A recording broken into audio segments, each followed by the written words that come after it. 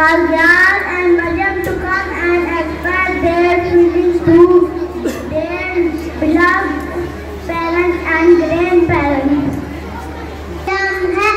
मैं अपनी अम्मी अब्बू के बारे में बताऊंगी। अम्मी अब्बू से बहुत प्यार करती हूँ। अम्मी मेरे लिए नूडल्स लाती है। अब्बू मेरे लिए खिलौने लाते हैं। अल्लाह मेरे अम्मी अब्बू को सलामत रखना। I love you, Mom, Dad.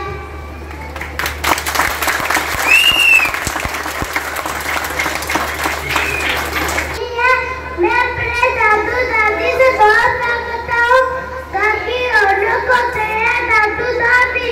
अम्मी अब्बू रास्ते में जाते हैं दादू दादी। शुक्रिया दादू दादी बहुत प्यार करने के लिए। I love you, दादू दादी। I would like to give your attention to the next and we all of us new and the people of us new who are struggling from proud of their home and country. I would like to call Mr. Hussain and Hindu for a speech.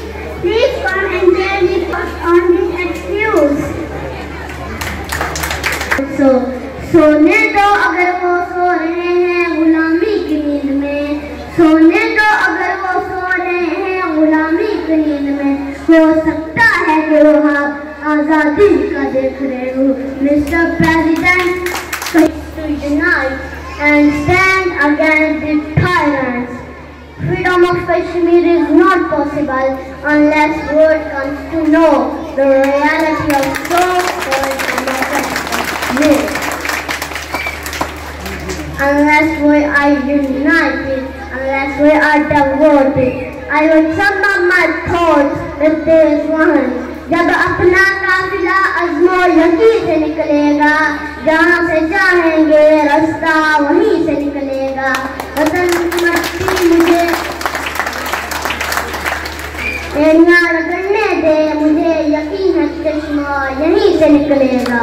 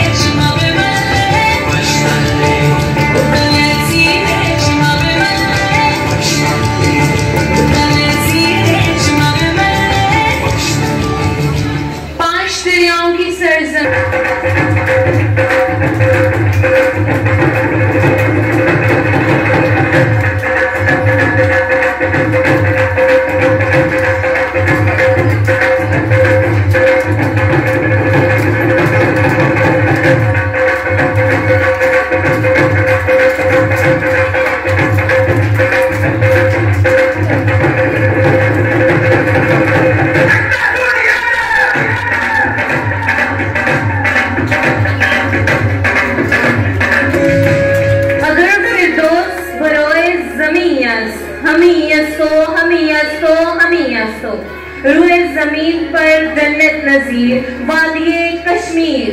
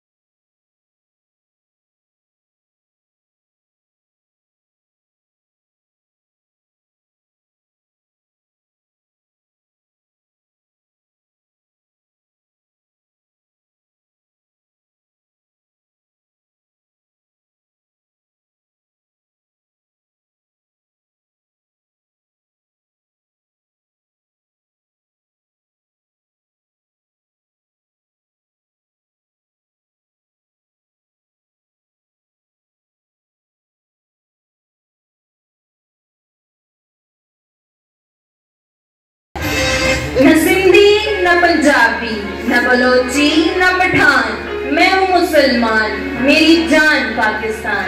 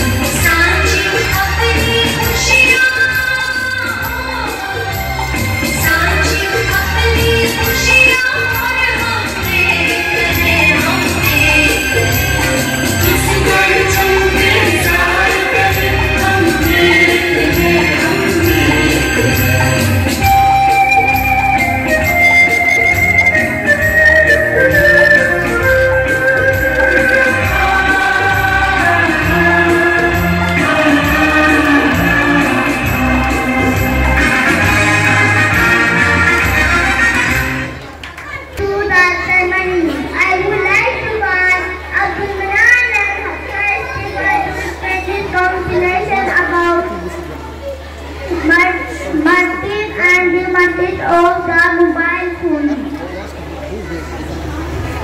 And you? Well, where are you busy nowadays? I have bought a phone.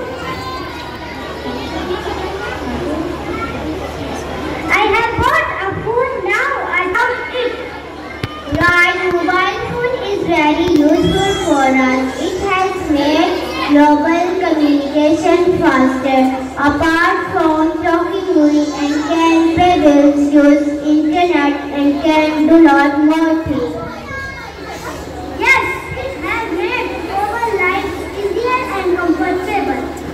But it has some demerits also. Students waste their time by using it and some become addictive.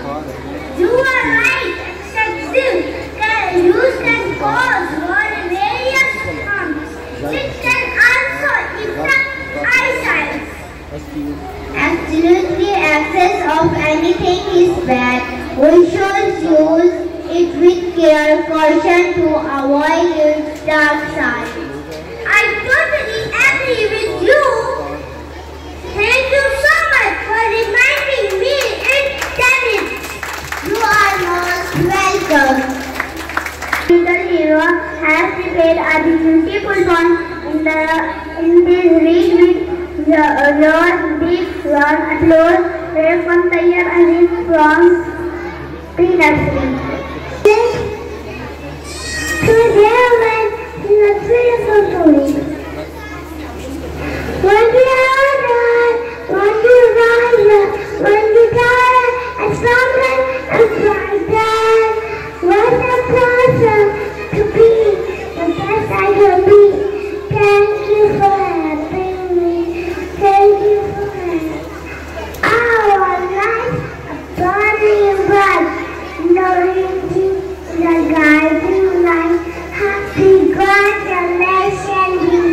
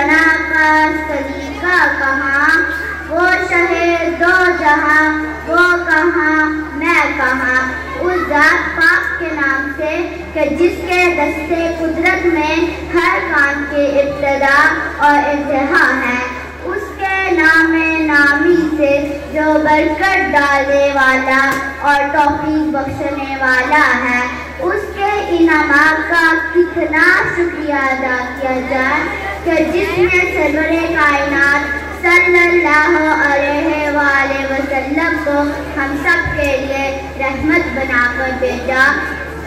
सामाईने मोहतरम, मेरा मौजूद सुहद इस कदर वसी है कि चाहे सारी जिंदगी भी बयां करती रहूं, लेकिन तब भी हक अदा ना हो पाएगा।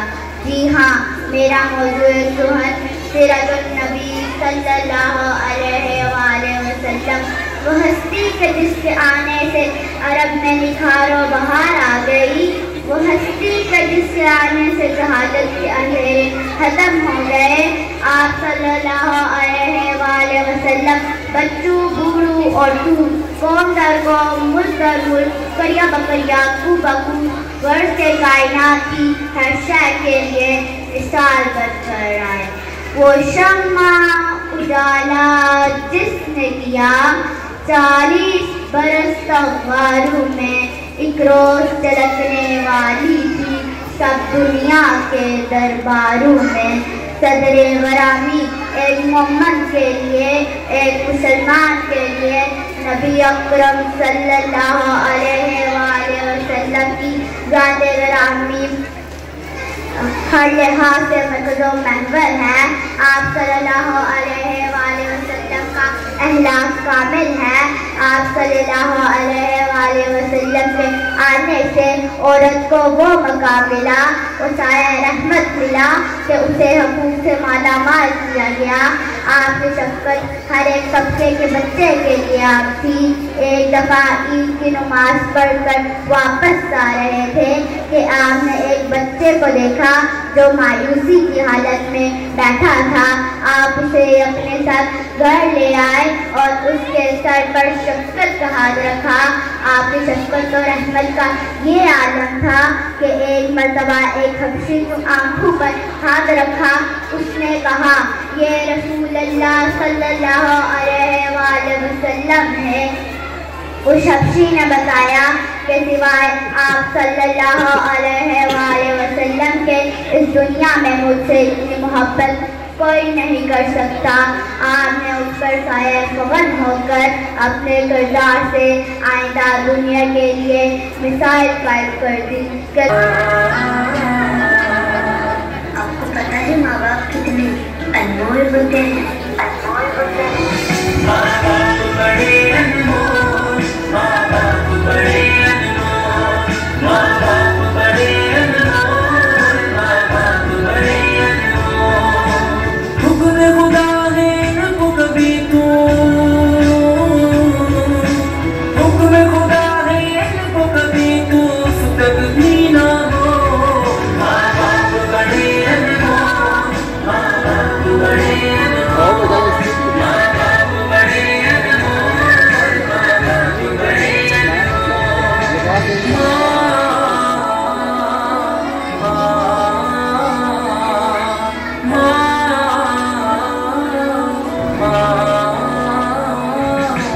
आप शजर है शफ़क़त का और माँ है ठंडी छाँव। आप शजर है शफ़क़त का और माँ है ठंडी छाँव। उनकी दुआएं लेते रहना, चूमते रहना पाऊँ। उनकी दुआएं लेते रहना, चूमते रहना पाऊँ। और किसी रिश्ते से और किसी रिश्ते से इनका प्यार कभी ना दो, प्यार कभी ना दो। माँ बाप बड़े अनमोल, माँ बाप बड़े अनमोल, माँ बाप बड़े अनमोल, माँ बाप बड़े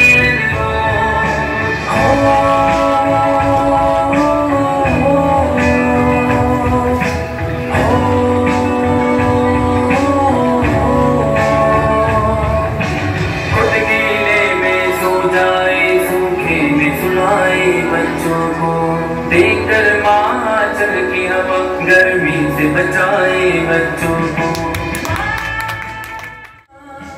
हश्र तलक माँ की ममता का पा न सकेगा मोल। माँ बाप बड़े अनमोल, माँ बाप बड़े अनमोल, माँ बाप बड़े अनमोल। Now I'd like to thank my teachers, Miss Sophia and all the university team. They'd like to say something very special to you.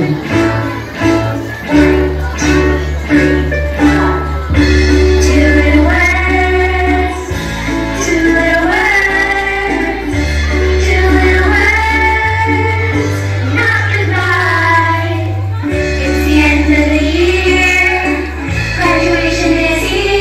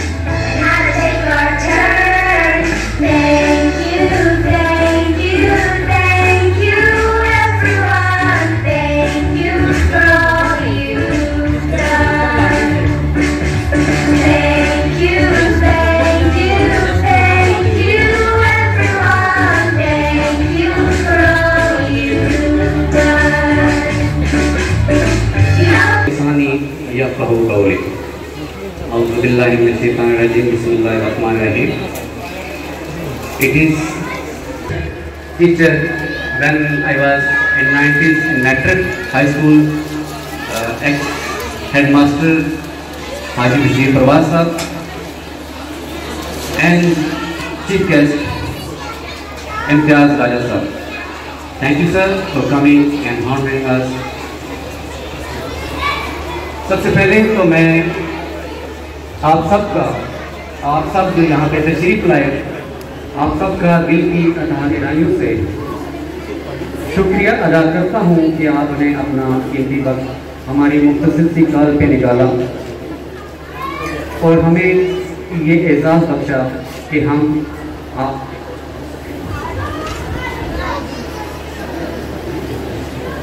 आपका इतनी देर तक बैठने का शुक्रिया, आपने हमें बर्दाश्त किया। यकीनन ये जितनी भी परफॉर्मेंसेस यहाँ पे हुई, ये आपके नुक्ता नज़र से शायद आपके उस स्टैंडर्ड के मुताबिक ना हो जो आप सोच रहे हैं, लेकिन अगर आप मेरे नुक्ता नज़र से देखेंगे तो मैं इन्हें टॉप पे रैंक करूँगा। उसकी वजह हमारे पास सिर्फ 6 क्लास हैं, pre nursery, nursery, KG 1 to 3। तो हमारे पास जो बच्चे हैं वो तकरीबन सारे 10 साल के बच्चे हैं और 10 साल के बच्चे को स्टेज पर लाना ही एक बहुत बड़ी कामयाबी है। और मैं समझता हूँ कि ये तमाम बच्चे आपकी तालियों का, आपकी अप्रिसिएशन का हक रखते हैं। तो प्लीज़ एक दफ़ा मेरे साथ के लिए यहाँ सदर महफिल हाजी बशीर परवाज साहब, मुमताज़ माहिर तालीम, तकरीबन चकसवारी में मेरे जो एज फेलो हैं या इसके बाद 2010 तक, वो तमाम ही बशीर परवाज साहब की खिदमत से ज़रूर मुस्तफ़ीद हुए होंगे। आपका बहुत शुक्रिया सर, आप तशरीफ़ लाए हमारी मुख्तसर की कॉल पे। असल में जो रमज़ान की वजह से हमें ये थोड़ा जल्दी करना पड़ा। जनाब मेहमान ख़ुसूसी राजा इम्तियाज़ साहब, आपका बहुत बहुत शुक्रिया, आप तशरीफ़ लाए। सदर मीरपुर बार एसोसिएशन, इसके अलावा जितने भी मेहमान यहाँ पे तशरीफ़ लाए, मैं अगर सबका नाम लूँ तो अगर कोई रह जाए तो माजरत चाहता हूँ। वकार साहब, अदील भट्टी साहब, आबद अली चौधरी, मौजूम रशीद, शुजात अली राजा साहब, miss Nagina Pyaras, principal lieutenant Aslan Mansha साहब, तैयब नायब, वकास साहब, गुलवान साहब, माजिद, मेरे प्यारे भाई इमरान बिलाल साहब, और जो भी मुझे सामने नज़र आ रहे हैं अली भाई, इसके अलावा मेरी मोहतरम बहनें, मेरी माएँ, मेरी बेटियां। असल में मैं शायद आपको लग न रहा हो, लेकिन अब हम भी ऐसी उम्र में पहुंच चुके हैं कि हम आपको बेटियां कह सकते हैं। असलान मंशा साहब बैठे हैं, अजीम साहब बैठे हैं, आप सबका बहुत बहुत शुक्रिया तशरीफ़ लाने का। जो मैं ज़्यादा आपका वक्त नहीं लूँगा, कुछ चीज़ें जो आपकी कोशिश गुजार करनी है इदारे के हवाले से या जो हमारी जो स्ट्रेटजीज रही हैं। असल में कुछ खामियां हमारे अंदर भी थी। मैंने पिछले जून में इस अदारे के साथ में मुंसलिक हुआ, तो असल में मेरा जो तजर्बा था वो हाई स्कूल का था। मैं पहले असली पब्लिक स्कूल में एज ए वाइस प्रिंसिपल और पार्टनर भी रहा हूँ नसीब साहब का, तो वो टोटली एक डिफरेंट तजर्बा था।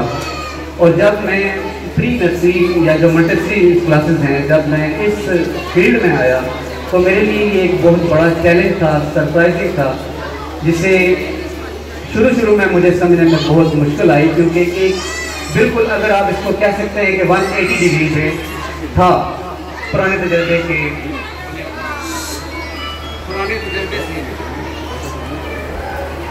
जो पुराना मेरा एक्सपीरियंस था उसके बिल्कुल 180 डिग्री पे था। तो मुझे इसमें एडजस्ट होने में थोड़ा टाइम लगा। दूसरी चीज़ थी कोरोना, जो पिछले 2-3 सालों से हम पर मुसल्लत था, जिसकी वजह से बच्चों की तालीम का बहुत हर्ज हुआ। हमारी जितनी भी क्लासेस हैं उनमें तकरीबन सब क्लासेस में A+ का रिजल्ट है, सिवाय नर्सरी के। उसकी मैं वजह यहाँ एक्सप्लेन करना चाहता हूँ। मेरे बहुत से दोस्त हमसे नाराज़ भी हुए, खासतौर पर नर्सरी क्लासेस के जो वालिदैन हैं। लेकिन मैं यहाँ एक वजाहत करना चाहता हूँ कि प्री नर्सरी क्यों ज़रूरी है।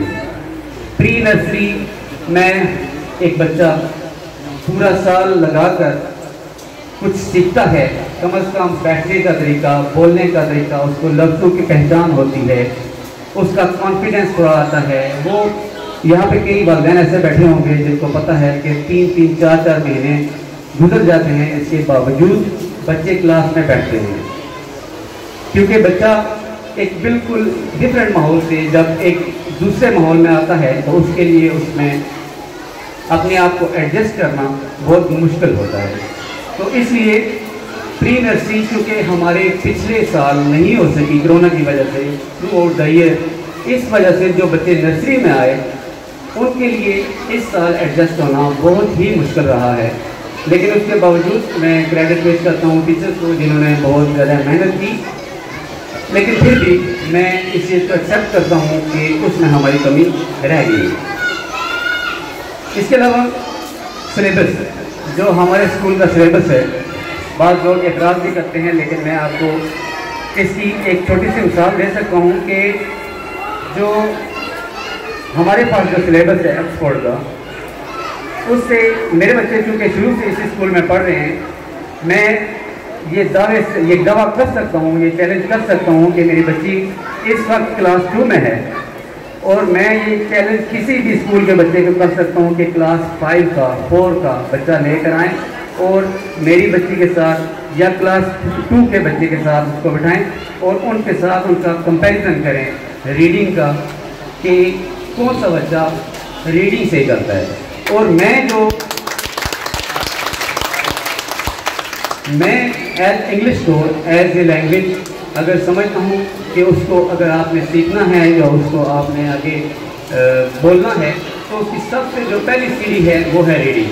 जब आप रीडिंग अच्छी तरह से कर लेते हैं तो आपके लिए उसको पढ़ना, उसको बोलना भी आसान हो जाता है।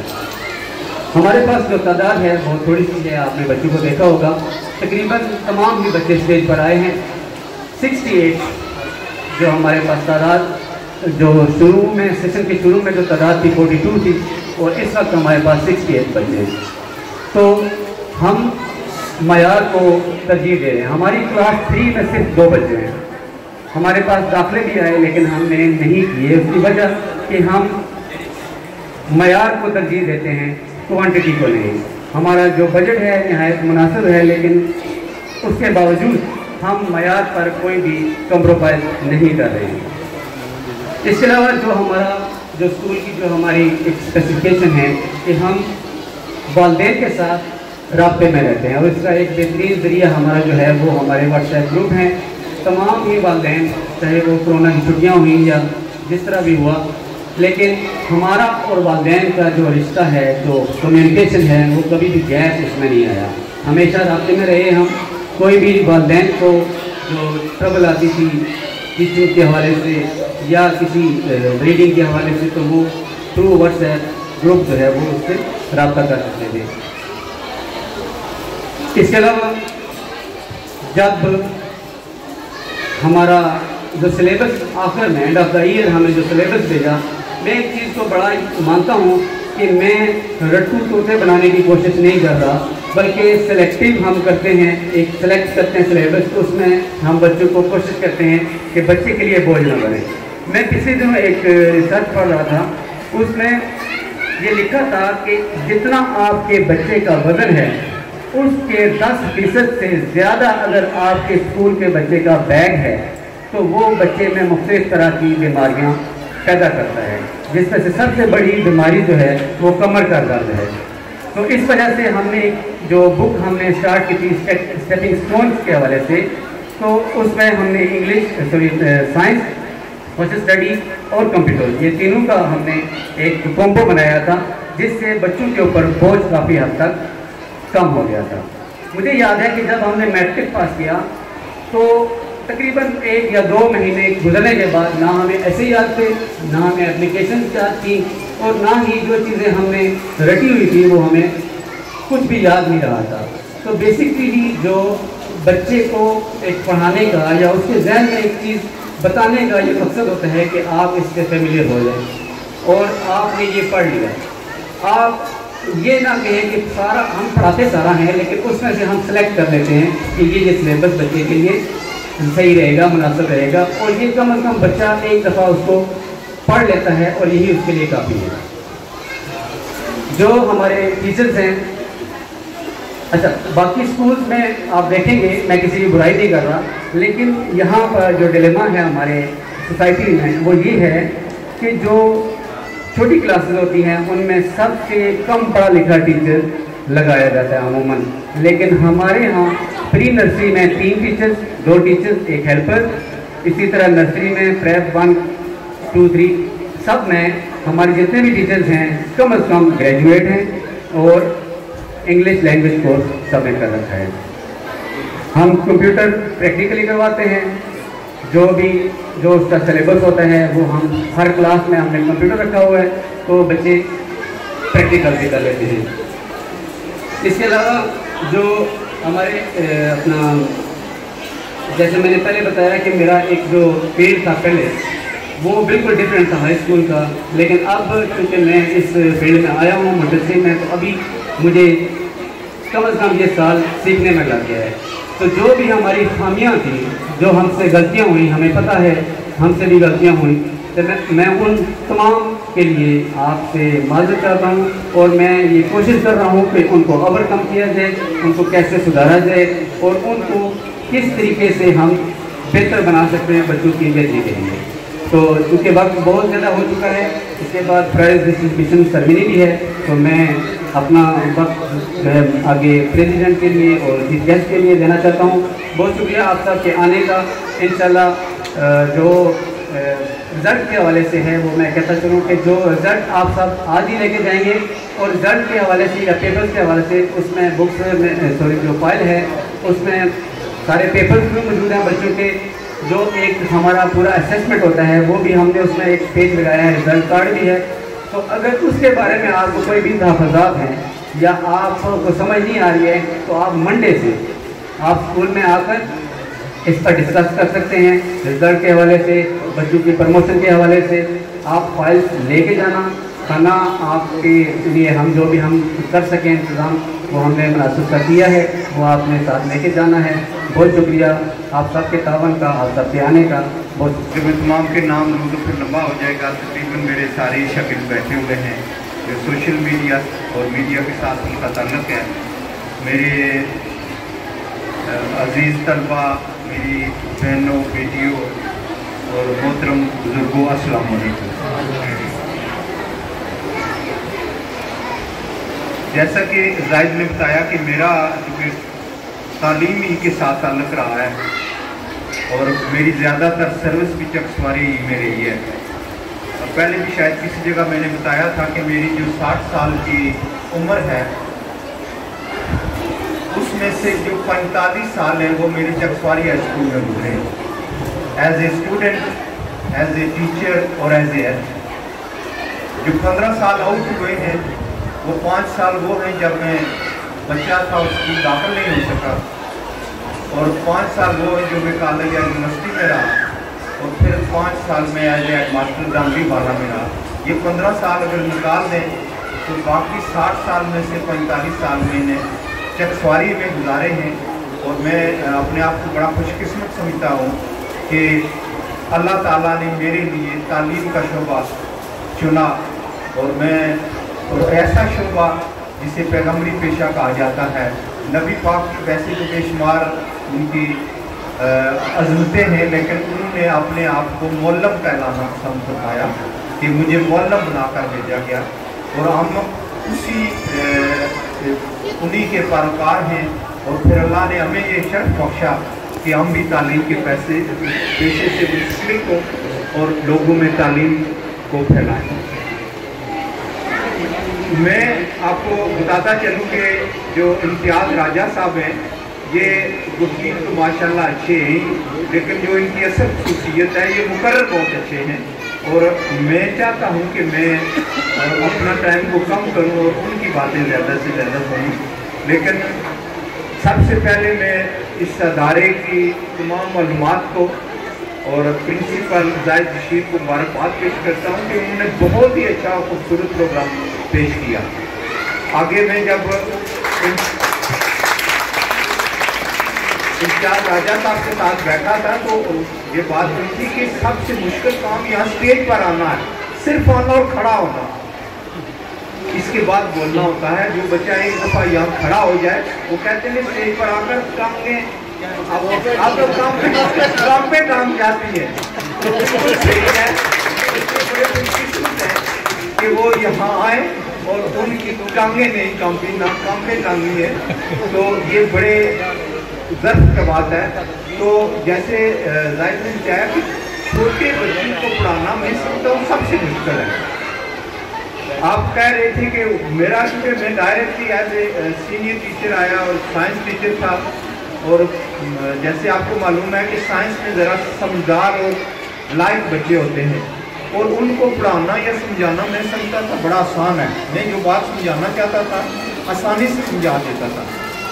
इसके बाद जब मेरे अपने बच्चे ज़रा पढ़ने की स्टेज पे हुए तो मैंने उन्हें पढ़ाना की बड़ी कोशिश की। मुझे खुद समझ में आया कि इनको कैसे पढ़ाएं। वो जमा तफरीक और जब वो उसमें होता है 5 और 6 और एक लगाएं और एक दहा, मुझे ये नहीं समझा कि इनको कैसे समझाऊँ मैं। ये बड़ा ही मुश्किल होता है। और जो ख़वातीन और टीचर्स छोटे बच्चों को पढ़ाती हैं ये बहुत ही मुश्किल काम है।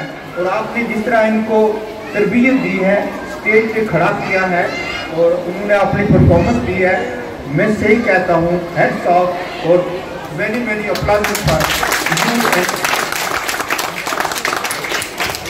तो मैं अपनी बात को बहुत मुख्तलिफ रखूँगा और मेरी ख्वाहिश है, कोशिश है कि मैं इम्तियाज़ राजा साहब को सुनूं। दोबारा तमाम असातिज़ा को जिन्होंने ये प्रोग्राम कंडक्ट किया और बिलखसूस जो टीचर इन्हें ट्रेन कर रही थी और गाइड भी कर रही थी, मैं देख रहा था माशाल्लाह उस बेटी ने बहुत अच्छा बच्चों के साथ कोऑर्डिनेट किया और बच्चे फिर उन्हीं की। और आपसे गुजारिश करूँगा कि उस बेटी के लिए कोई स्पेशल आप सर्टिफिकेट या नाम रखें। उन्होंने बड़ा अच्छा परफॉर्म किया, बच्चों को ट्रेन किया और यहाँ तक पहुँचाया। और आखिर में तमाम तलबा का, असातिज़ा का, मेरी बेटियां और बहनें जो यहाँ बैठी हैं, मेरे दोस्त अजीज और स्टूडेंट यहाँ बैठे हैं, सबको अस्सलाम वालेकुम।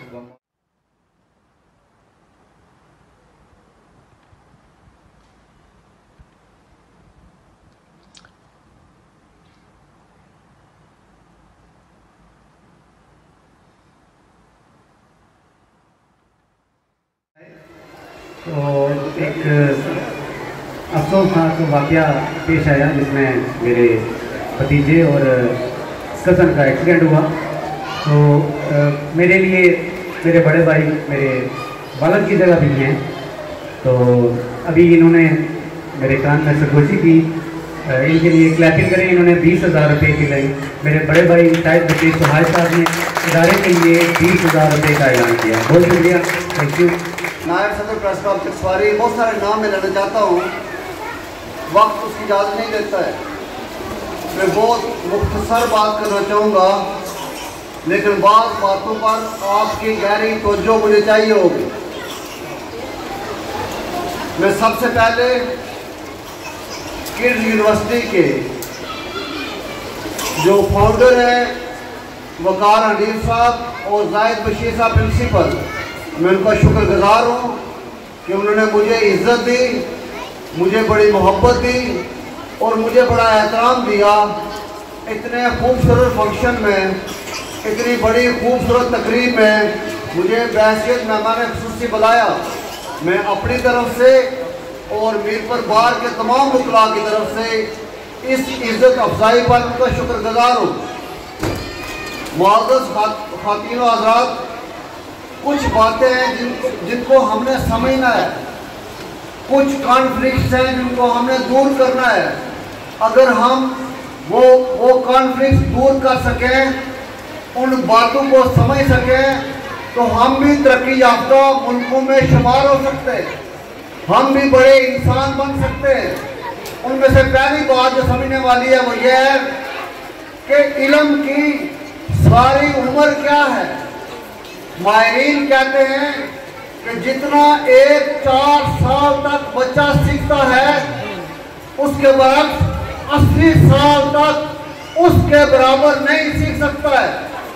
मैं फिर अपनी बात को दोहराना चाहूंगा कि पहले 4 सालों में माँ की गोद में जितना बच्चा सीखता है उसका सीखना एक तरफ है और उसके बाद 80 साल तक सीखना दूसरी तरफ है। इसके मतलब ये है कि कुल जो बच्चा सीखता है वो पहले 4 सालों में सीखता है। अगर ये बात हमें क्लियर हो जाए तो फिर हमें यह बात भी समझ आ जाएगी कि जो नबी पाक सल्लल्लाहु अलैहि वसल्लम ने फरमाया कि जन्नत माओं के कदमों तले है, तो इसका मतलब यह है कि माओं को सिखाना है उन बच्चों को। अगर माएँ बच्चों को सिखाने पर आ जाए तो 4 सालों में सीखा हुआ बच्चा दुनिया का बड़ा इंसान बन सकता है। वो जनरल बन सकता है, वो लीडर बन सकता है, वो रहनुमा बन सकता है। जो कुछ भी आप बनाना चाहती हैं उसके रास्ते में कोई रुकावट नहीं है। उसमें क्लियर किसको होना है, उसको वेरी मच जो है वो तरबियत याफ्ता किसको होना है, वो उस बच्चे की माँ को होना है। अगर माएँ इस बात को समझ लें तो मैं समझता हूँ कि बच्चे के रास्ते में कोई रुकावट नहीं है। अगर घर के अंदर कोई लड़ाई झगड़ा करने वाली माँ है उसका बच्चा क्या बनेगा। अगर घर के अंदर जो है वो फिक्रों बर्बाद करने वाली माँ है तो उसका बच्चा क्या बनेगा। अगर एक कंजूस माँ है तो उसका बच्चा कभी संगी नहीं बन सकता है। अगर वो बच्चों के सामने लोगों को सदका और खैरात नहीं देती है, अगर वो बच्चों के सामने बहुत नरमी से बात नहीं करती है, अगर वो बच्चों के सामने अपने रिश्तेदारों का एहतराम नहीं करती है तो उसका बच्चा कभी भी रिश्तेदारों के अंदर फिट नहीं हो सकता है। तो पहली बात जो हमें समझनी है वो ये है कि 4 साल की उम्र तक जो बच्चा सीखता है फिर 80 साल की उम्र तक इतना नहीं सीख सकता है।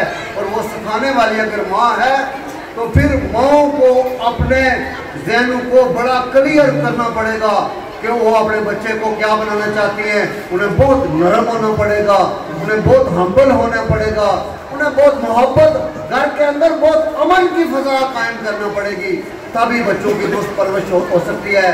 ये मेरा पहला पैगाम है जो अपनी बेटियों तक है, जो अपनी माओं तक है। और मैं ये इसलिए पैगाम देना चाहता हूँ कि ये कल तक बात थी कि औरत घर की मलका है, ये कल तक बात थी कि औरत घर की मलका है।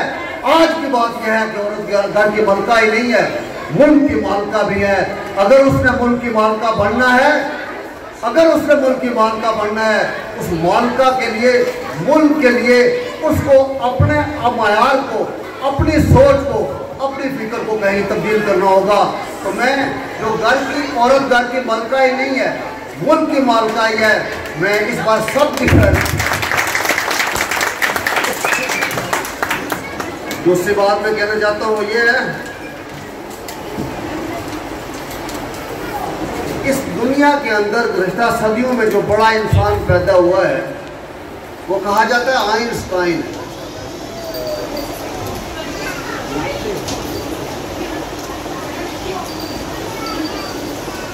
आइंस्टाइन से मतलब कहा जाता है कि सबसे ज़्यादा दिमाग जो इस्तेमाल हुआ है 13% वो आइंस्टाइन का हुआ है, बाकी 5, 6, 7, 8% पाँच मार्क है। आइंस्टाइन ने अपना दिमाग 13% इस्तेमाल किया है। एक दफ़ा आइंस्टाइन जा रहे थे, बहुत कम गुफ्तगू करते थे, तो एक शख्स ने उनसे पूछा, आइंस्टाइन है जिसने एटम बम ईजाद किया है और तरक्की की बुनियाद रखी है। आइंस्टाइन से किसी ने पूछा कि हम ये जानना चाहते हैं कि वो कौन सा अमल हुआ है, वो कौन सा एक्ट हुआ है जिसे दुनिया तरक्की के रास्ते पर गामज़न हुई है। कहा जाता है कि वो बड़ा इंसान, बड़ा फर्ज, बड़ा दानिशवर 5 मिनट तक खामोश रहा है। 5 मिनट के बाद उसने जो जवाब दिया वो लिखे जाने के काबिल है।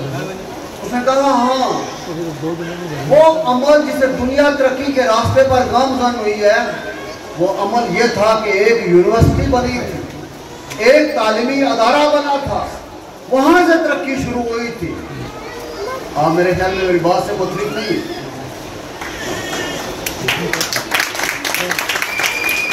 आइंस्टाइन ने कहा कि दुनिया जिस अमल से तरक्की के रास्ते पर गामजन हुई वो एक यूनिवर्सिटी बनी थी। पूछने वाला मेरी तरह का शख्स था, वो तो जानना चाहता था कि तरक्की तो वहां से शुरू हुई है जहां से सड़कें बनी है, तरक्की तो वहां से शुरू हुई है जहां से जहाज आसमानों पर गए, तरक्की तो कहीं और चीजों से शुरू है जहां से लोगों के पास पैसा आया है। उसे कहा ये बात मान लेते हैं कि एक यूनिवर्सिटी बनी थी, तरक्की शुरू हुई थी। दूसरा कौन सा स्टेप ऐसा हुआ था कि फिर दुनिया तरक्की के रास्ते पर गामजन हुई। कहा जाता है फिर 5 मिनट वो दुनिया का बड़ा दानिशवर और फलसफी खामोश रहा। उसके बाद में उसने कहा कि हाँ, तो जो दूसरा अमल हुआ था जिससे दुनिया दोबारा तरक्की के रास्ते पर गामजन हुई, वो ये था कि एक और यूनिवर्सिटी बनी थी, एक और दरसगाह मार्दे वजूद में आई थी, फिर दुनिया ने तरक्की के रास्ते पर चलना शुरू कर दिया था। तो मैं कहना ये चाहता हूँ कि सबसे शॉर्टेस्ट तरक्की का रास्ता सिर्फ और सिर्फ तालीम है। इल्मी अरूज कौमों को सियासी अरूज बख्शता है। मैं दोहराना चाहूँगा अपने जुमले को कि इल्मी अरूज कौमों को सियासी अरूज बख्शता है और इल्मी ज़वाल कौमों को गटाटोप अंधेरे में दफन करके रख देता है। हाँ, आज के हवाले से जो मैं बात करना चाहता हूँ, मैं मुबारकबाद देना चाहता हूँ। मैं सोच रहा हूँ मुबारकबाद किसको दूँ। अगर आप जिस पर मुतफिक हो उसके हक़ में तालियां बजा दें तो मैं समझूंगा कि मैं मुबारकबाद उसको देना चाहूँगा। मेरे जहन में ये आ रहा था कि मैं बच्चों को मुबारकबाद दूँ जो बहुत छोटे और मासूम हैं और जिन्होंने पूरे एतमाद के साथ, पूरे यकीन के साथ यहाँ पर परफॉर्म किया है। मैं उन बच्चों को मुबारकबाद दूँ।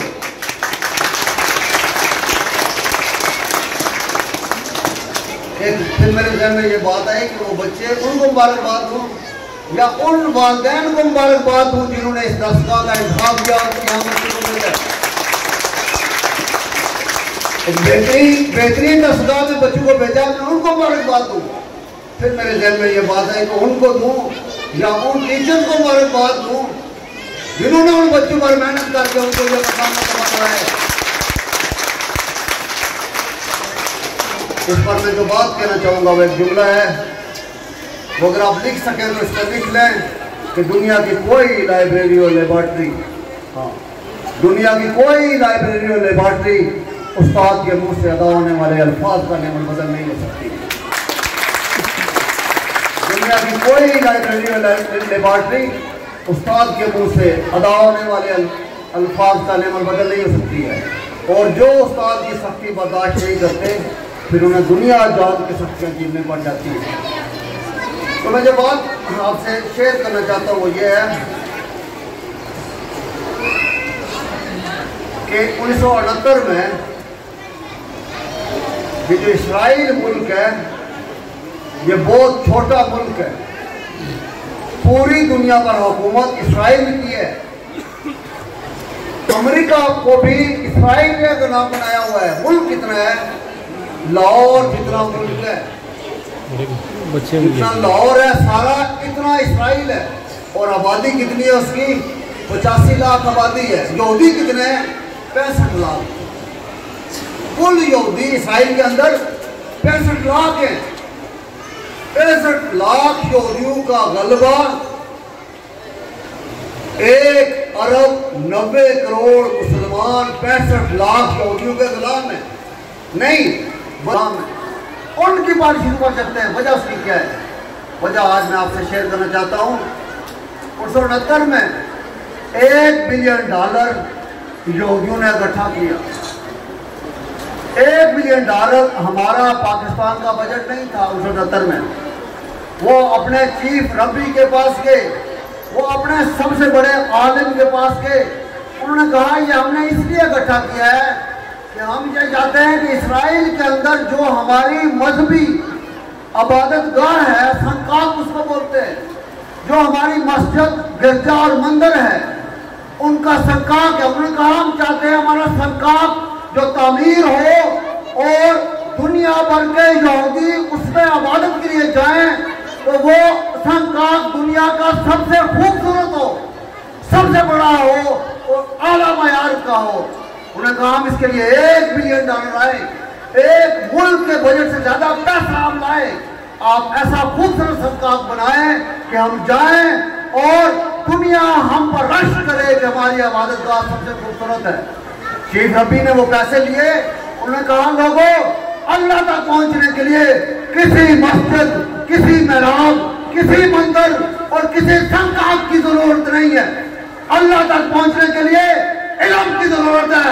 आप ये पैसे ले जाएं, आप ये पैसे ले जाएं और ले जाकर एक तालीमी ट्रस्ट कायम करें और इस अखबार से दुनिया की खिदमत करें। दुनिया में इस वक्त सबसे बड़ा तालीमी फंड, सबसे बड़ा तालीमी ट्रस्ट इस्राइल के अंदर कायम है।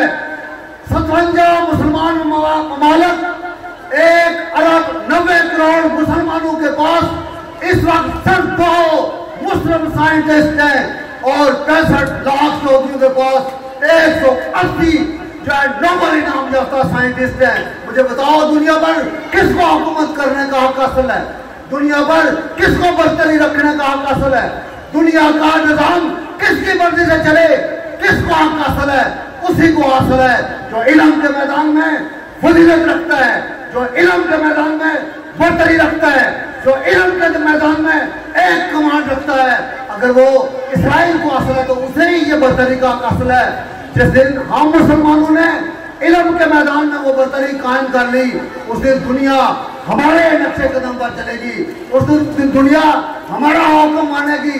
जब तक हमारी बरतरी कायम नहीं होगी, उस वक्त तक हम दुनिया के महकूमियों के दरवाजों पर दस्तक देते रहेंगे और हम महकूम होकर उनके हुक्मों के पाबंद रहेंगे।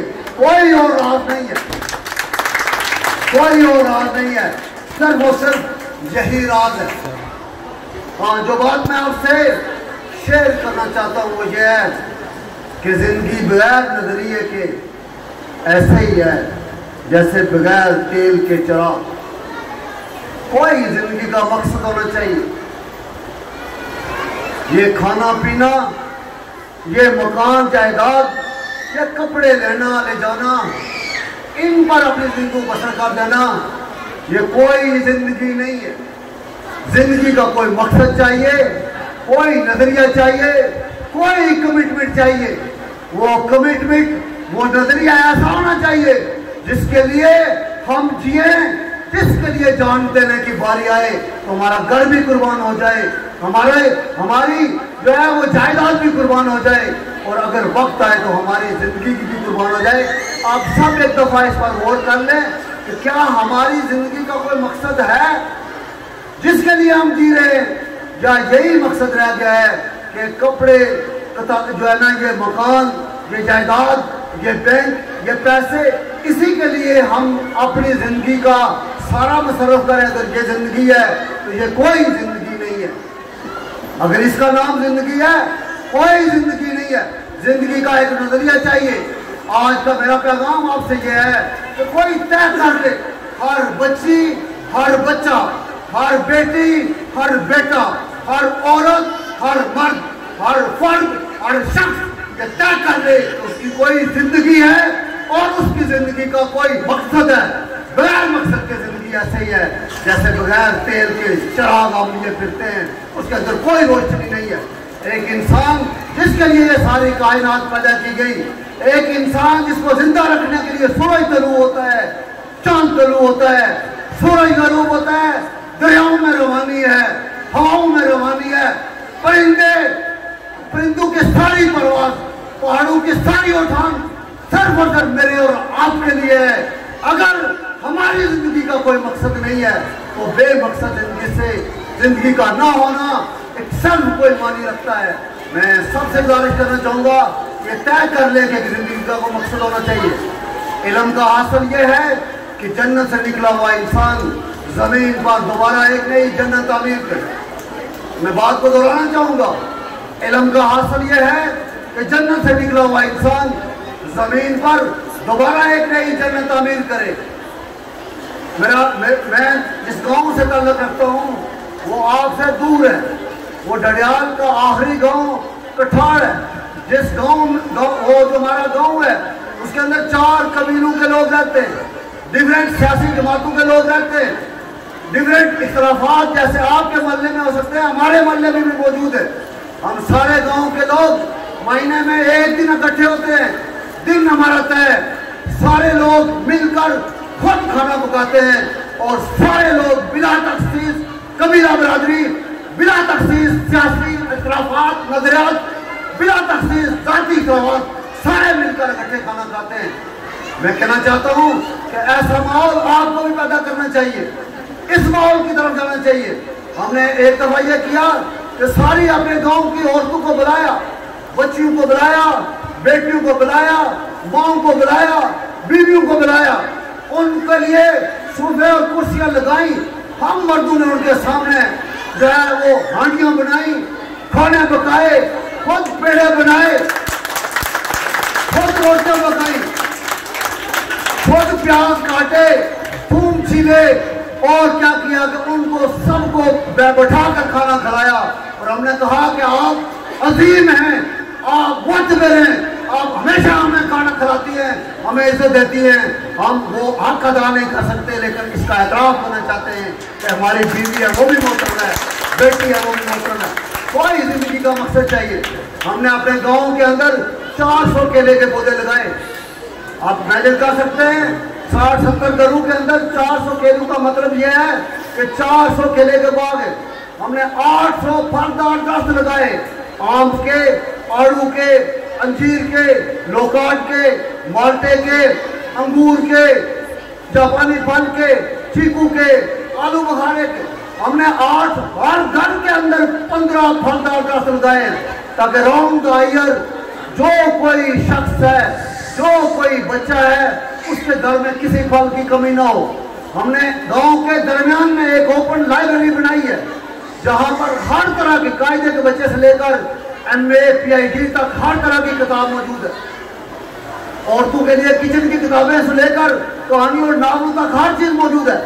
जो बच्ची ले जाना चाहे, जो कोई भी ले जाना चाहे, और लोग लेकर जाते हैं, पढ़ते वापस कर देते हैं, कोई ताला नहीं है, ओपन जगह पर लाइब्रेरी है।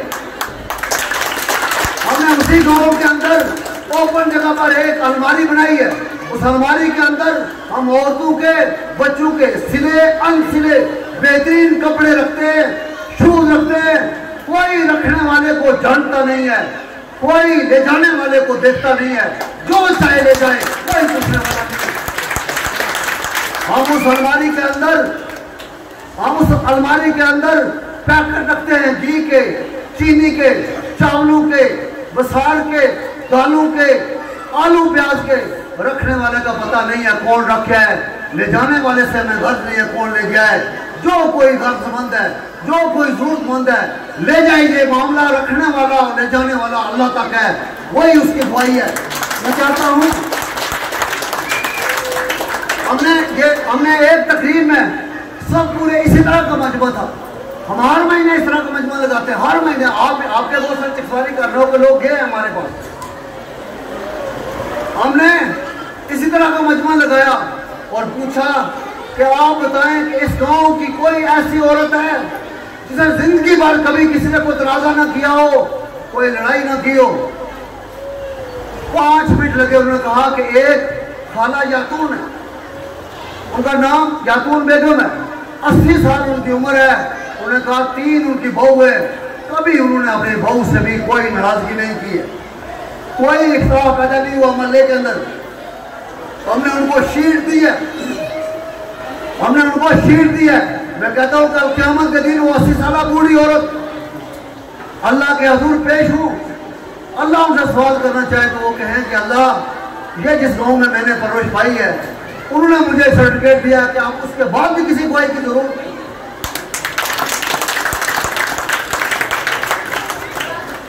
और भी उस गाँव से का और भी बहुत सारी बातें पैगाम मैं ये देना चाहता हूँ कि जिंदगी बगैर नजरिए के ऐसे ही है जैसे बिना तेल के चिराग। सारे लोग आए, अपने सारे इख्तलाफात को ख़त्म करें। एक दिन मोहल्ले में सारे लोग बैठकर एक आखिरी बात जो मैं उसकी करना चाहूँगा, जब हम बैठते हैं उसमें डिफरेंट टॉपिक है डिस्कस करते हैं। सारे लोग बैठते हैं, सारे लोग पहला काम ये करते हैं कि खड़े होते हैं, खड़े होकर कहते हैं कि हम सब ने एक दूसरे को दिल से माफ कर दिया है। सारे लोग खड़े होकर क्या कहते हैं, हमने सबने एक दूसरे को माफ कर दिया है। आज के बाद हमारा कोई किसी से न गिला है न शिकवा है। और फिर अल्लाह को दुआ बनाकर कहते हैं, अल्लाह हम इंसानों ने माफ कर दिया, तू भी हमें माफ कर दे। मोहब्बत से आपके बच्चों का रिजल्ट तैयार किया। यकीनन ये फाइल जब आपके पास जाएगी तो आपको अंदाज़ा होगा कि हमारे टीचर्स ने इस पर दिन रात कितना काम किया है। इसके अलावा मेरी ख्वाहिश थी कि प्रोजेक्टर अगर मिल जाता तो मैं आपको यहाँ पे दिखा देता कि हमने क्या क्या बच्चे का मुस्तकबिल बना सकती है, उसको एक बड़े मकाम पर पहुँचा सकती है।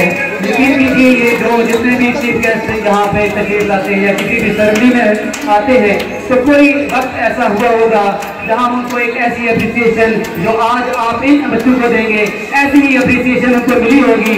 तो अगर आप आज इन बच्चों को अप्रिशिएट करते हैं, इनके लिए क्लैपिंग करते हैं, तो मुझे यकीन है कि कल आपका बच्चा स्टेज पर खड़ा होगा, वो भी एक मशहूर एडवोकेट होगा, वो भी एक मशहूर इंजीनियर बनेगा, वो एक बहुत बड़ा सियासतदान बनेगा, साइंसदान बनेगा, आपकी इज्जत अप्रिसिएशन की वजह से।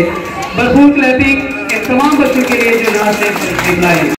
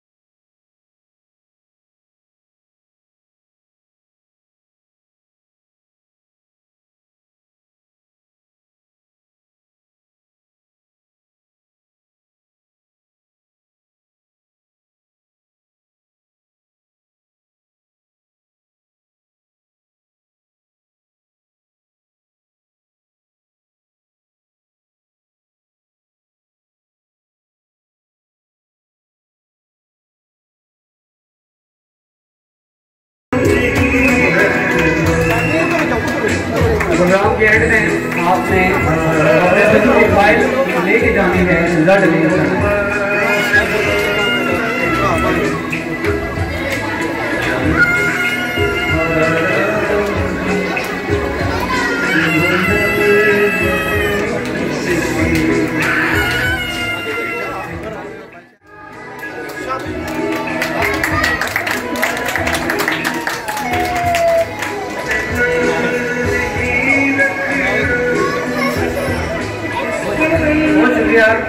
साहब आपने बहुत हम्बल और पेशेंस का मुजाहिरा किया, इसके लिए हम आपके मखलूस रहेंगे।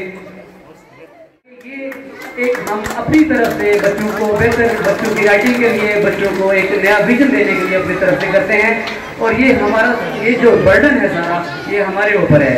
और इतने महदूद वसाइल और महदूद तादाद के बावजूद हम ये करते हैं। और ये टोटली जो वकार साहब ने या मैं फरा हैं तो ये सारे हम मिलकर कर रहे हैं सिर्फ और सिर्फ इस अदारे की बेहतरी के लिए। फातिमा आमिर, आयत फातिमा आमिर के लिए भरपूर क्लैपिंग कर दे। आयत फातिमा आमिर ने नर्सरी क्लास में एक गीत और साथ ये ग्रेजुएशन कैंप मेरा आइडिया था। और ये हमने मैं इससे पहले रसीफुल्लाह साहब भी हमारे फंक्शन में आए थे, तो हमने जब मैं फ्यूचर में था तो ये मेरा आइडिया था ग्रेजुएशन कैंप का। तो ये इससे पहले वकार हनीफ साहब ने सबसे पहले किड यूनिवर्सिटी में मुतारफ करवाया था। तो ये आपके बच्चों पर बहुत ही खूबसूरत लगता है, तो ये हमारी तरफ से एक गिफ्ट है। और मैं पहले भी सुबहान के लिए भरपूर क्लैपिंग। सेकंड पोजीशन ली है अब्दुल सुबहान फ्रॉम जहानाबाद। आपको बहुत बहुत मुबारक हो अब्दुल सुबहान। मैं दावा देता हूँ मोहम्मद गयाल सन ऑफ असलाम मंशा, इन्होंने भी सेकंड पोजीशन ली है क्लास नर्सरी में। मोहम्मद गयाल के लिए भी भरपूर क्लैपिंग।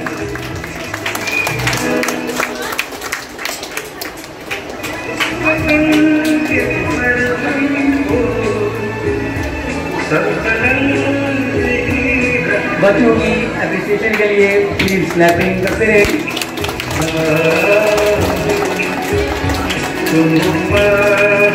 बहुत शुक्रिया। मोहम्मद दयाल और अब्दुल सुभान ने सेकंड पोजीशन ली है नर्सरी पे, और आप फर्स्ट पोजीशन पे हैं the one and only Hadia Ali. Hadia Ali के लिए भरपूर clapping. Hadia Ali, daughter of Ali Bhatt, Mohammad Ali Bhatt.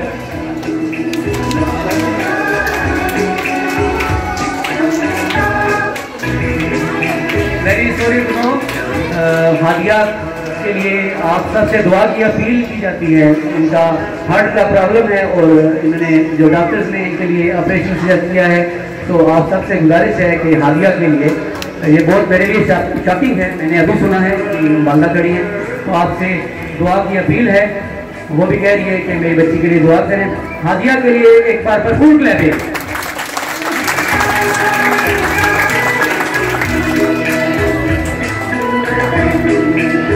तकसीम करने के लिए मैं दावत दूंगा जनाब इमरान बिलाल साहब को।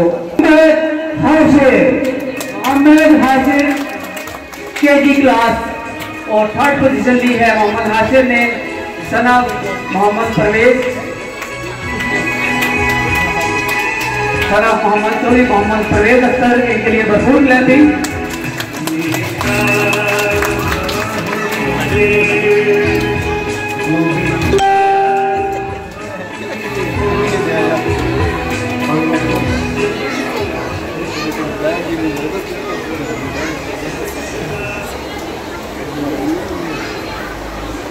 मोहम्मद हाशिर के लिए भरपूर क्लैपिंग।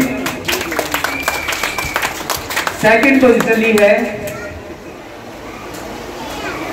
मोहम्मद मुस्तफा राजा शुजा अली,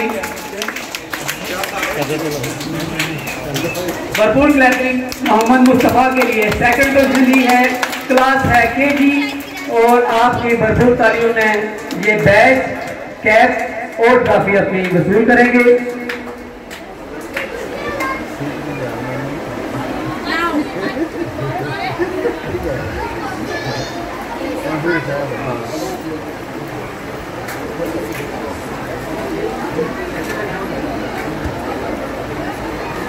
मोहम्मद मुस्तफा के लिए और इमरान बिलाल साहब के लिए भरपूर क्लैपिंग। इमरान बिलाल, बहुत शुक्रिया आपने तशरीफ लाए।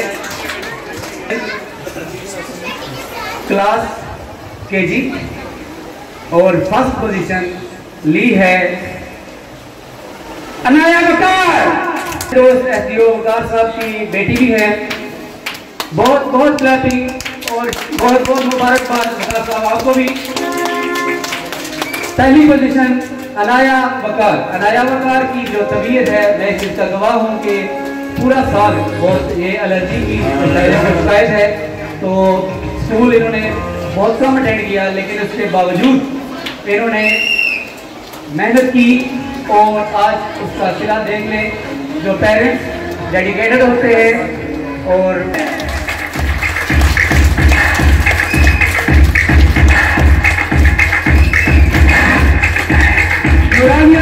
के लिए भरपूर क्लैपिंग।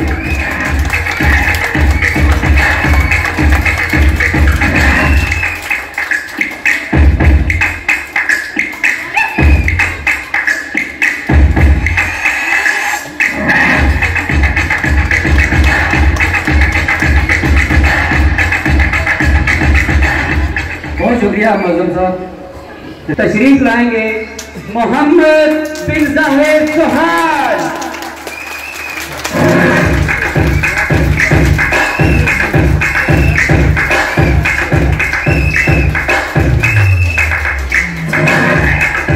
नाम से आपको पता चल गया होगा, ये मेरे साथ का भी है मोहम्मद बिन जाहिद सुहाल। आपको बहुत बहुत मुबारक हो। अच्छा, यहाँ पे एक क्लैरिफिकेशन मैं करना चाहूँगा, वो ये है कि हमारा जो पिछला जो टर्म गुजरा था विंटर, उसमें हमें थोड़ी सी शिकायत मौसूल हुई थी कि मेरा बच्चा प्री नर्सरी, मेरी बच्ची भी और बच्चा भी प्री नर्सरी से इस स्कूल में पढ़ रहे, और थर्ड पोजीशन हासिल की है रजा अली, जो कि एकदम से बदल गए हैं। बहुत बहुत मुबारक हो रजा अली सनाब मोहम्मद अदनान चौधरी, आपको बहुत बहुत मुबारक हो। 3rd पोजीशन आपने आपके बच्चे ने ली है। इनके लिए भरपूर क्लैपिंग। इस तरफ से हमारे टीचर्स या बच्चे बजा रहे हैं, लेकिन आप पेरेंट्स बिल्कुल तावन नहीं कर रहे हैं। आपका थोड़ी देर के लिए तावन चाहिए। बहुत शुक्रिया रजा। मोहम्मद नबील साहब चौधरी नबील शामचक, आपको बहुत बहुत मुबारक हो। मोहम्मद नबील के लिए भरपूर क्लैपिंग।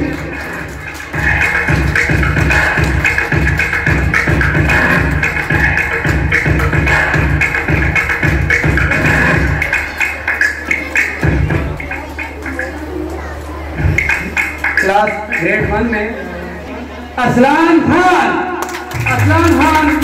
सन ऑफ मोहम्मद इजवान, आपको बहुत बहुत मुबारक हो। आपके बच्चे ने 2nd पोजीशन ली है। असलान खान के लिए भरपूर क्लैपिंग।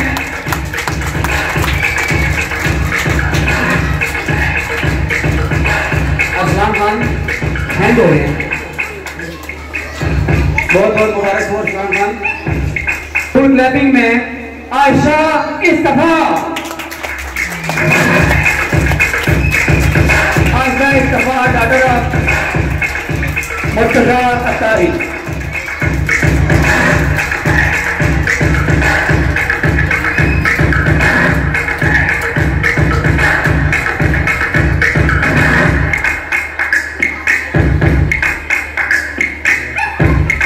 बहुत बहुत मुबारक हो आयशा इस्तफा।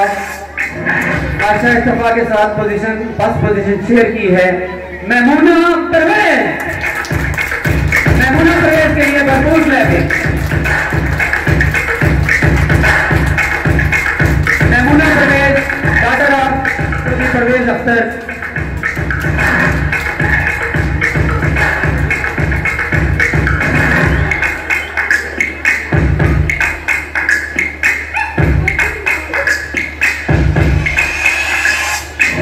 बहुत मुबारक हो। मैम रशीद यहाँ पे बैठी हैं, आपको भी बहुत मुबारक हो। ये इनकी जो वाला हैं वो हमारे गर्ल्स कॉलेज में क्या एक हमने इससे बायोलॉजी केमिस्ट्री पढ़ी, तो इसलिए शायद हम साइंस में आगे चले गए। बहुत शुक्रिया वजीर प्रवास साहब, आपकी खिदमत का जो आपने अहले इलाका के लिए दी। ग्रेड 2 में 3rd पोजीशन हासिल की है हसन बिन मंसूर। हसन बिन मंसूर के लिए क्लैपिंग।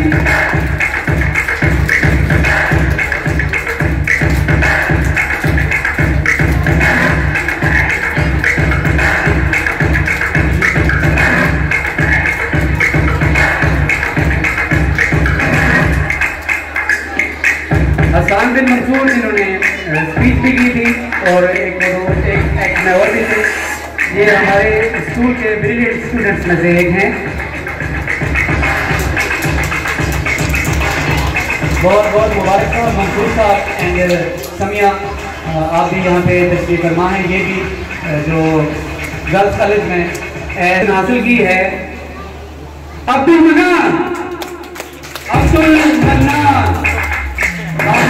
तालियों में तशरीफ ला रहे हैं अब्दुल मन्नान सनाब ज़हीर अहमद। ज़हीर साहब आपको बहुत बहुत मुबारकबाद। ये ज़हीर साहब के फर्जंद अर्जुमंद हैं।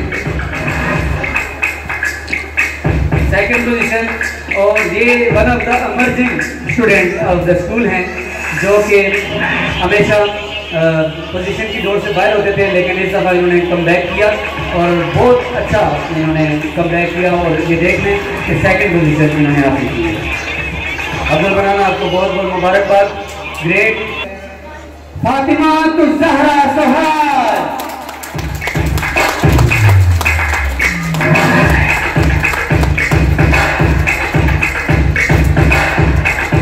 यहाँ पर भी वही रूल अप्लाई हुआ है। मैंने पेपर नहीं देखे, इससे क्या पेपर सेट किए मुझे नहीं पता। पेपर देते थे, उसके बाद ये पेपर मैं देखता था और ये आइंदा के लिए भी मेरा आपसे प्रॉमिस है कि जिन क्लासेस में मेरे बच्चे होंगे मैं उन पेपर्स के बारे में बिल्कुल भी ना टीचर से पूछूंगा और ना ही उसका मुझे पता होगा। ये वकार साहब की ड्यूटी होगी, वही बनवाएंगे, कंपोज करेंगे, वही सेट करेंगे। फातिमा ज़हरा सुहाग, आपको बहुत बहुत मुबारक हो, बहुत शुक्रिया ऑनरेबल। तो मेरा फर्स्ट और सेकंड पोजीशन ये होगी। इसके लिए मैं दावत दूंगा हमारे आज के चीफ गेस्ट जनाब सदर वेपर बार एसोसिएशन इम्तियाज राजा एडवोकेट।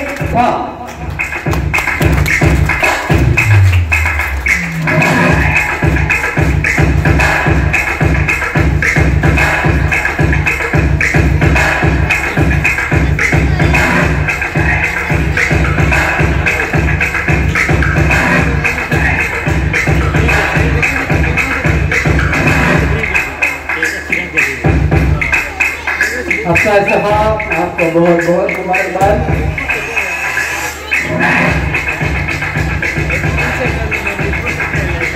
आपका इस्तीफा के लिए भरपूर क्लैपिंग। ग्रेट है लाइबा अली सिद्धार्थ, डॉक्टर ऑफ सिद्धार्थ अली राजा, आपको बहुत बहुत मुबारक हो। लाइबा अली और अपनी फैमिली को बहुत बहुत मुबारकबाद। बच्चे तो मत बोलो, मुस्कुराहट थोड़ी जी। कामयाब हुए आप सबको हमारी तरफ से भरपूर मुबारकबाद।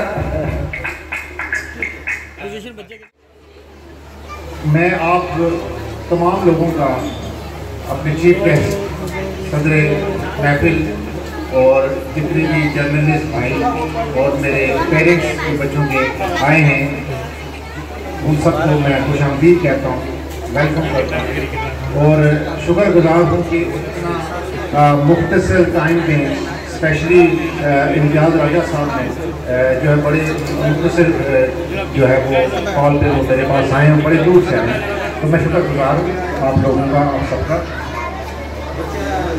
अभी जाहिद साहब ने बहुत सारी बातें कर दी स्कूल के हवाले से और चंद बातें जो हैं वो अभी भी हैं रहती हैं।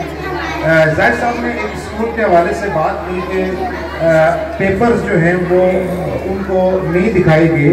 पेपर्स मैंने खुद कंपोज किए हैं, स्पेशली जो उनके क्लासेस के बच्चे थे, उनके बच्चे जो जिस क्लास में पढ़ते थे, तो मैंने खुद कंपोज किए हैं और ऑन द स्पॉट यानी कि on the day papers teachers के हवाले किए गए हैं।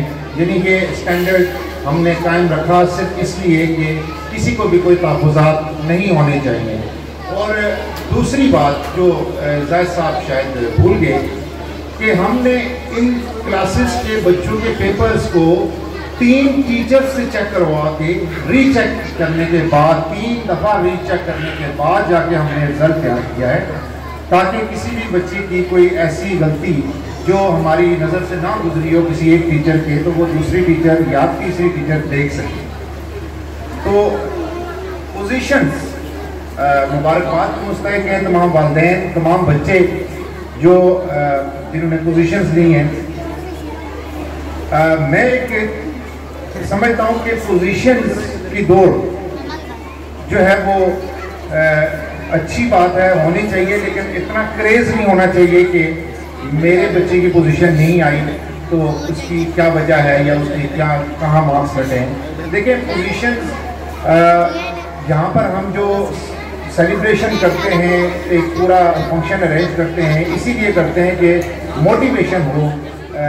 जो हमने रखी थी best stage performance of the year, जो यहाँ पे स्टेज थे, तो वो हमने 120 पे रखा था president and chief guest of the ceremony, कि वो देखेंगे और उसके बाद वो फैसला करेंगे ऑन द स्पॉट कि किस बच्चे ने अच्छा परफॉर्म किया, स्पीच की या कोई और एनी अदर कैटेगरी, तो ये उनके साथ जीत पे था, ये हमारा नहीं था इसमें। तो सबसे पहले हम करते हैं neat and clean student of the year, and the award जो नॉमिनीज थी वो मेरे पास लिखी हुई हैं, हर क्लास में से थी वो 5, लेकिन मेरे ख्याल से टाइम ज़ाया हो जाएगा, तो मैं neat and clean student of the year के लिए दावा देता हूँ मोहम्मद तैयब अजीम। सैयद अजीज मेरे हाथ में चले गए हैं, तो ये सर्टिफिकेट हम उन तक पहुँचाने के बाद में most regular student of the year Manahil Fatima.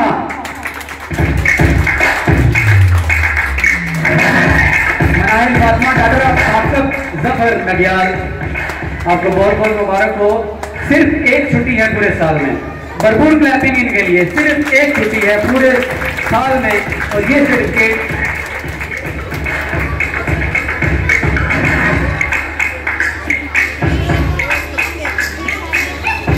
Manahil Fatima most regular student of the year, बहुत शुक्रिया।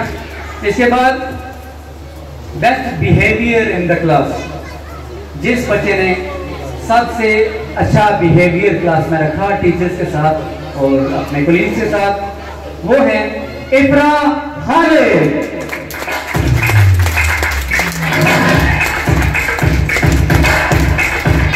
इफ्रा खालिद, अगर आप मेरी आवाज सुन रही हैं तो स्टेज पर तशरीफ लें। इफ्रा खालिद, इफ्रा खालिद के लिए भरपूर clapping. Doctor of Khalid Hussain, आपको बहुत बहुत मुबारक हो। Best behaviour in the class, class में सबसे अच्छा रवैया इनका था टीचर्स के साथ, अपने दोस्तों के साथ। इफ्रा खालिद के लिए भरपूर clapping.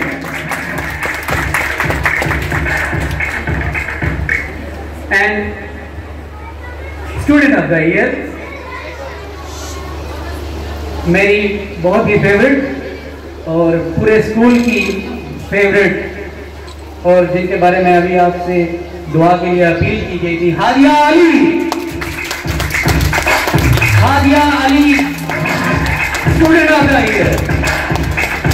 Student of the year में नीट एंड क्लीन, बिहेवियर और कॉन्फिडेंस और जो रेगुलरिटी है, ये सारी चीज़ें हमने देखी हैं। तो जो सबसे, इसके अलावा पोजीशन, ये 5 चीज़ें थी जो हमने देखी और उसके बाद हादिया अली इस कैटेगरी में पूरी उतरी हैं। हादिया अली के लिए भरपूर क्लैपिंग और खुशी दराज साहब के लिए भी भरपूर क्लैपिंग। आप आए, थैंक यू। अब मैं दावत दूंगा हमारे on the burning topic of Kashmir, Hassan bin Mansoor. What a confidence he has, and he delivers with all his authority. बहुत बहुत मुबारक के मुस्तहिक हैं आप सब। इसके बाद आप जो टीचर्स को हमने टीचर्स के लिए सर्टिफिकेशन भी हैं, बेस्ट टीचर्स। तो ये हम 3-4 दिन साथ जोड़ के बैठे रहे हैं कि बेस्ट टीचर हमारा कौन सा है, तो हमें सारे चंगे लगे। तो